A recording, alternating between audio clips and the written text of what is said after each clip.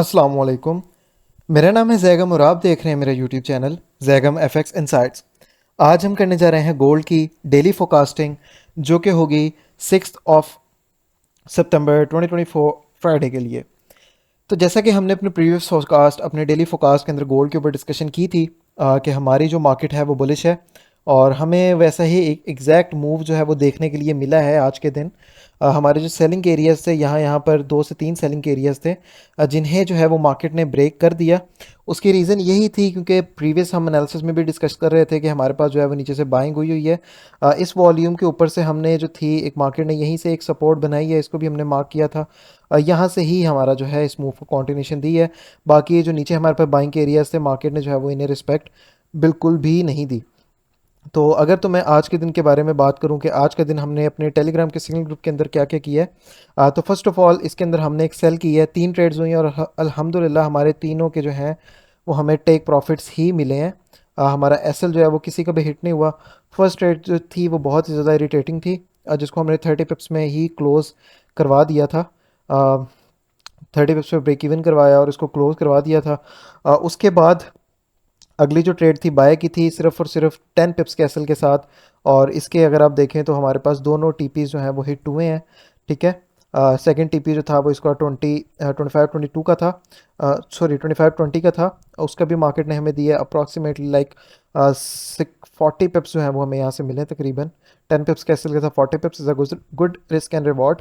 और second trade जो हमारी थी वो हमारी तकरीबन अप्रॉक्सीमेटली जो है ये और भी ज़्यादा चली थी, इसको मैंने बाद में भी होल्ड करवाया था। सेकंड ट्रेड जो थी वो 23-13 से बाय की थी 12 के साथ, स्टॉप लॉस के साथ। फर्स्ट टीपी जो था इसका 20 पिप्स का, और सेकंड टीपी जो था वो 30 पिप्स का, अराउंड लाइक 50 पिप्स हमने यहाँ से भी जो है वो सिक्योर की हैं। तो 3 ट्रेड्स की थी, अल्हम्दुलिल्लाह तीनों प्रॉफिट में थी। अगर तो आप सिग्नल ग्रुप को ज्वाइन करना चाहते हैं तो आप मुझे मेरे व्हाट्सएप के नंबर पे कांटेक्ट कर सकते हैं, जो कि आपको टिकटॉक की बायो में और यूट्यूब की इस वीडियो के डिस्क्रिप्शन में और यूट्यूब की डिस्क्रिप्शन में आपको मिल जाएगा।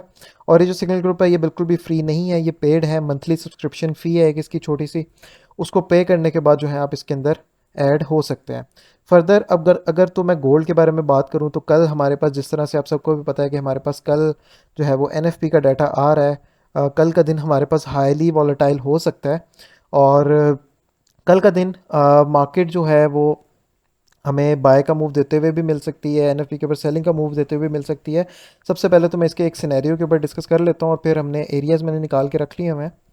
ये हमारे पास 3 एरियाज़ हैं कल के लिए बाय के, और सेलिंग के ये 2 एरियाज़ हैं, इनके ऊपर हम डिस्कशन बेसिकली करते हैं। तो हमारे पास जो है वो बाइंग के लिए और सेलिंग के लिए मार्केट ये सिनेरियो बना सकती है कि एनएफपी के न्यूज़ से पहले पहले अगर तो प्राइसेस हमें हमारे किसी एक डिमांड जोन पे मिलती है और हमें एक अच्छा वॉल्यूम जो है वो मिल रहा होता है, तो हम वहाँ से जो है वो बाइंग कर सकते हैं। लेकिन अगर मैं वॉल्यूम्स के अकॉर्डिंग बात करूँ तो ये जो हमारे पास वॉल्यूम है इधर बॉटम के अंदर, इसके अंदर टोटली जो है वो हमारे पास बाइंग की गई है स्मार्ट मनी की तरफ से। मार्केट को बुलिश साइड ही प्ले करना चाहिए on the NFP, but on a different side कि अगर तो आपके पास एनएफपी से पहले मार्केट जो है हमारे पास इन हाइज तक पहुंच जाती है और यहाँ से लिक्विडिटी ले लेती है, तो हमें फिर एक जो है वो सेल का मूव देखने को मिल सकता है।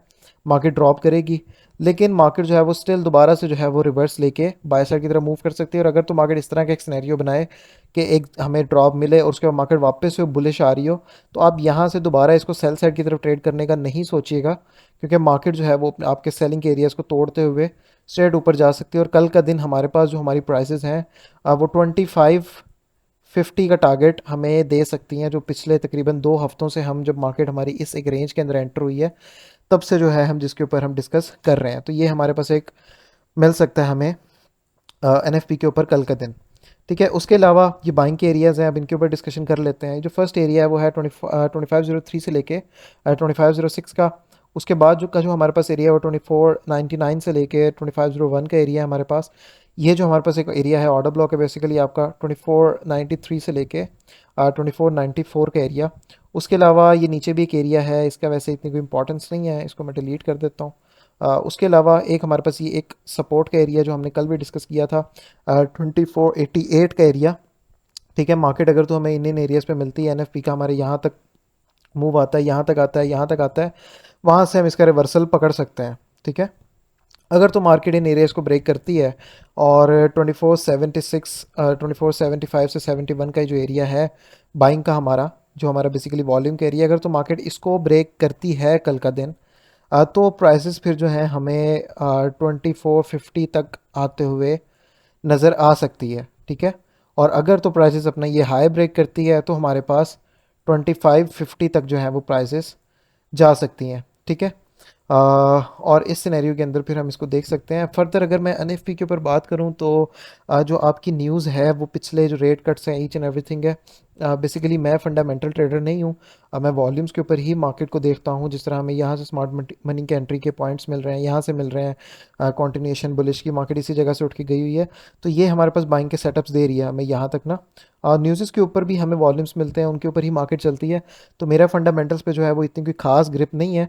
लेकिन एनएफपी के अकॉर्डिंग हमारा जो कल के चांसेस हैं, मार्केट हमें ड्रॉप भी दे सकती है और बाय भी जा सकती है। डिपेंड करता है मार्केट सेंटिमेंट्स के ऊपर कि मार्केट आपके अगले दिन फ्राइडे के दिन लंदन सेशन में और उससे पहले पूरा एनएफपी से बेसिकली पहले किस एक पोजीशन में होती है, क्योंकि आपके पास एक बहुत ही स्ट्रॉन्ग लिक्विडिटी का एरिया है। यहाँ पर भी मार्केट ने लिक्विडिटी बनाई है, तो अगर तो ये इसके ऊपर जाती है, ठीक है, और आपका 25 तकरीबन 35 के बिलो रहती है, अगर तो प्राइस या 35 तक भी रहती है, तो आप 25 35 से एक सेल देख सकते हैं, जो कि फिर हमारी सेल आ सकती है वापस रिवर्स होते होते 2500 तक, ठीक है। 2500 तक या 2510 तक या 15 तक, ठीक है। एक मार्केट एक यहाँ से ये लिक्विडिटी जो है वो स्वीप कर सकती है, फर्दर मार्केट ये काम भी कर सकती है। तो न्यूज़ के ऊपर जो है वो ट्रेड ना लें। हाँ, न्यूज़ की एक दफ़ा डायरेक्शन क्लियर होने के बाद आप फिर उसके अंदर अपने एरियाज़ को देखते हुए ट्रेड कर सकते हैं। बाकी जो है वो सेलिंग के एरियाज़ हमारे पास ये हैं। एक ऊपर फर्स्ट ऑफ ऑल ये है 2518 से लेके 20 का। उसके बाद है हमारे पास 2523 से लेके 2525 का एरिया। उसके बाद जो हमारे पास एरिया है वो 2528 से लेके बेसिकली 30 तक ही एरिया है। तकरीबन ये आपका 40 पिप्स का एरिया बन रहा है। लेकिन ऑर्डर ब्लॉक मेन आपका ये है, ये जो मैंने मार्क करके रखा हुआ है, ये आपका लिक्विडिटी का एरिया है। तो प्राइसेस अगर तो कल दोबारा यहाँ पर आने के बाद ऊपर हमें एक विक देती है 35 से, दोबारा ड्रॉप करके 32 31 तक होती है, तो आप फिर वहाँ से इसको 35 का एसएल रख के इसको सेल कर सकते हैं। न्यूज़ से पहले ही आप ये काम कर सकते हैं।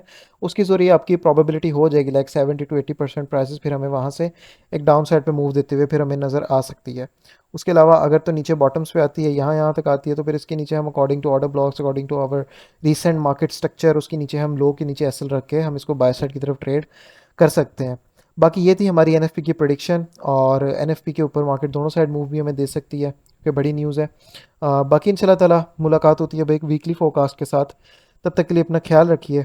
अल्लाह हाफ़िज़।